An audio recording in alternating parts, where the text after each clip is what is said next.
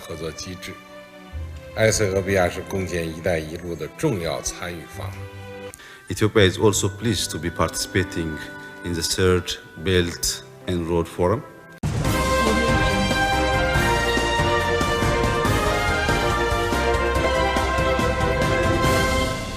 Oduu keenya jalqabaatiin ministeerri muummee Itoophiyaa Dr. Abiy Ahmad pirezidaantii Chaayinaa Xi Jinping waliin mari'atanii jedhame. Ministeerri muummee kun pirezidaantii Chaayinaa maal waliin mari'atanii guutuu isaanii dhageessu. Oduu keenya isatti aanuun naannoo Tigraayitti barsiisonni 14,000 ol hojiin ala ta'uun gabaafame. Naannoo Tigraayitti barsiisota 46,000 keessaa barsiisonni 14,000 ol dhabamuun gabaafameera. Barsiisonni 14,000 akkamiin naannoo tokko keessatti dhabamanii guutuu isaa isin biraan geenya. Oduu keenya biraatiin naannoo Sidaamaatti hanna xaa'oo irratti raawwatameen kasaaraan birriin biiliyoona 1 ol dhaqqabuun gabaafame. Naannoo Sidaamaatti kasaaraan guddaan akka Itoophiyaatti dhaqqabe kun akkamiin gahuu danda'e waan arganne isin biraan geenya. Oduu keenya isaa xumuraatii fi biyya alaatiin Ministeerri muummee Kaanaadaa Justin Trudeau daandiin amma Israa'el irraa deemaa jirtu fudhatama hin qabu jedhan. Waraanni illeen seera qaba kan jedhan Trudeau'n waraanni amma Israa'el Gaazaa irratti gaggeessaa jirtus daangaa darbeera jedhan. Namni kaleessa Hamaas barbadeessinu malee jechuun mormaa turan Ministeerri muummee Kaanaadaa amma immoo lolli Gaazaa keessatti gaggeeffamaa jiru isaan gaddisiise fakkaata.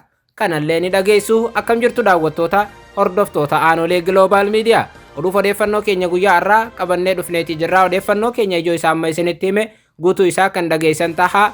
Hanga xumura sagantaa keenyaatti dhaggeeffachuun ammoo yaada qabdan gara koomentiitiin nuuf laadhaa guutuu isaa kan isin dhageessisnu ta'a.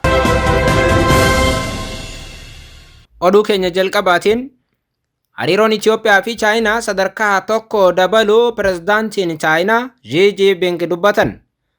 Xi Jinping kana kan dubbatan walga'ii Chaayinaa Belt and Roads jedhamu kan marsaa sadaffaaf Beejingitti gaggeeffamaa jiru kan ministeerri muummee Abiy irratti hirmaachaa jiru irrattidha jedhameera. Ministeerri muummee Abiy fi Xi Jinping waliin dhimma waloo biyyoota lamaan irratti mari'achuun miidiyaan Chaayinaa CGTN gabaaseera. Akkasumas biyyoonni lamaan waliigalteewwan garaagaraa 12 ta'an waliif mallatteessaniiru jedhameera. Abiy fi Xi Jinping erga mari'atanii booda ibsa waloo baasuunis gabaafameera. Biyyoonni lamaan tarsiimoo tumsa waloo itti fufaa ijaaruuf waliigalteerra gahus eerameera. Hariiroon Itoophiyaa fi Chaayinaa waggoota 10 darban keessa ijaaran tumsa Chaayinaa fi Afrikaa keessa isa ijoo ta'uu pirezidaantiin Chaayinaa kun dubbachuu CGTN gabaaseera. Waliigaltee kanaan biyyoonni lamaan misooma waloo saffisiisaa biyyoota lamaan fayyadu gaggeessuuf waliigaluu Xi Jinping dubbateeti jira. Biiroo ministeera muummee Abiy ibsa gama isaatiin baaseen Itoophiyaan miseensa garee BRICS taatee galmaa'uun walqabatee ministeerri muummee Abiyyiif dhaamsa baga gammaddee pirezidaantiin Chaayinaas dabarsaniiru. Akkasumas hariiroon Itoophiyaa fi Chaayinaa sadarkaa tarsiimoo tumsa itti fufaatti guddachuu kan ibsan ministeerri muummee piroojeektii ashaaraa magariisa Itoophiyaan gaggeessaa jirtu dinqisiifachuunis ammoo Chaayinaan deeggaruu ibsaniiru. Ministeerri muummee Abiy investimentiin Chaayinaa guddina diinagdee Itoophiyaatiif gama qonnaa, warshaa, teeknooloojii, ICT, misooma, albuuda, turizimii gahee olaanaa kan qabu ta'uu ibsuun kana caalaa Chaayinaan akka misooma dabalataa taasisaniif waamichas taasisaniiru. Halumaan wal fakkaatu ministeerri muummee Abiy Chaayinaa Stirli Keeyang wajjin wal qunnamanii dhimma diinagdee guddisuu irratti mari'achuu kaleessa isin biraan gahuun keenya ni yaadatama. Ministeerri muummee biyyoota lamaanii waliigalteewwan garaagaraa 12 mallatteessuu ibsi biiroo ministeera muummee Itoophiyaa irraa ba'e ifoomseeti jira. Oduu keenya isatti aanuun naannoo Tigraayitti barsiisonni 14,000 ol hojiin ala ta'uun ibsame. Naannoo Tigraay kan turan barsiisonni 46,000 keessaa 14,000 ol hojiin ala ta'uu biiroon barnoota naannoo Tigraay ibsa baaseen himeera. Itti gaafatamaan biiroo barnoota naannoo Tigraay Dr. Kiroos Gish gaafiif deebii Itiyoo FM waliin taasisaniin lolli kaabaa lubbuu barsiisota hedduu galaafateera jedhan. Barsiisota sababa waraanaatiin buqqa'anii hedduun isaanii akka jiran, kaan isaanii ammoo eessa buuteen isaanii dhabamanii fi kan du'an walumaa galatti barsiisota 14,000 ol akka ta'e kaaseera. Akkasumas ammoo waggaa 2 oliif miindaan osoo hin kaffalaminiif namoonni hedduun rakkoof saaxilamuu hoogganaan biiroo barnoota naannoo Tigraay kun ibsaniiti jiru. Barsiisonni hafan illee ammoo sababa waraanaatiin miidhaa xiinsammuu fi rakkoo dinagdee guddaaf saaxilamuu kaasaniiru. Waraanni naannoo Tigraay keessatti mudate dhimmoota bu'uuraa sadii irratti miidhaa guddaa qaqqabsiiseera kan jedhan hoogganaan biiroo barnoota naannoo Tigraay kun manneen barnootaa diigamuu, gubachuu fi manca'uun manneen barnootaa hedduu daaraa ta'aniiru jedhan. Miidhaan humna namaa irratti dhaqqabsiise ammoo salphaa akka hin turres kaasan. Inni sadaffaan ammoo sirna barnoota naannoo Tigraay akka miidhu kaasaniiru. Barattoonni hedduun barnoota isaanii umrii isaaniitti argachuu osoo qabanii osoo hin argatin hafaniiru jedhan. Ammallee barattoonni ijoolleen isaanii kutaa 5ffaa fi isaa ol ta'uu qaban amma sadarkaa 1ffaarra akka jiran kaasan.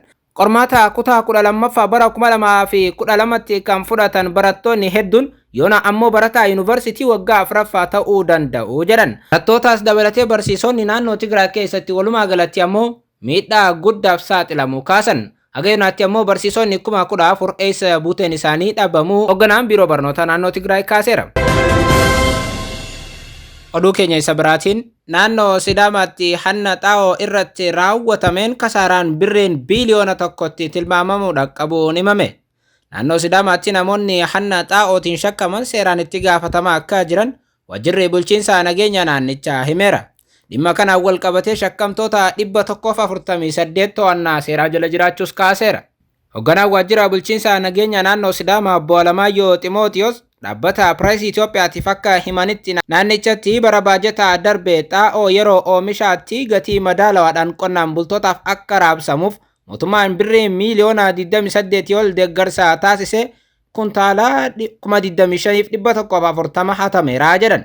Xaa'oon hatame kun ammoo qonnaan bultoonni osoo sirnaan argatanii irraa fayyadamaa ta'an oomisha kuntaala 412 ol argamsiisuu akka danda'uu fi miidhaan dhaqqabsiisuu qarshiidhaan yoo tilmaamamu birrii biiliyoona 1 akka ta'u kaasaniiru. Qaamolee yakka hanna qabeenya mootummaa fi uummataa raawwatan akka itti gaafatamanii fi olaantummaa seeraa diriirsuuf sadarkaa naannootti garee hordoffii hundeeffamee jiraachuu kaasaniiru.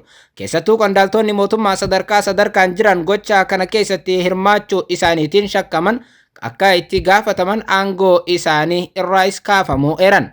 Kanaan wal qabatee qondaaltota xaa'oo 59 yakka kana keessatti harka qaban jedhaman to'annoo seeraa jala oolchuu isaa dhimma isaanii qoratamee abbaan alangaa himannaa irratti akka dhiyeessu ta'us kaasaniiru. Keessumaa naannoo Sidaamaa keessatti hanni qabeenya birrii biiliyoona 1tti tilmaamamu kasaaraa fide kan xaa'oo kun Oromiyaa keessatti ammoo biiliyoonota hedduun akka ta'es wal nama shakkisiisu. Hawaasni hedduun isaanii xaa'oo dhabanii osoo rakkachaa jiranii ammoo hooggantoonni kaadiree adda addaa waliin ta'uun uummata saamuu fi hanna xaa'oo bal'aa gaggeessaa turaniiru. Kanaanis uummata bira akka xaa'oon hin dhaqqabne warri taasisan salphaa hin turre.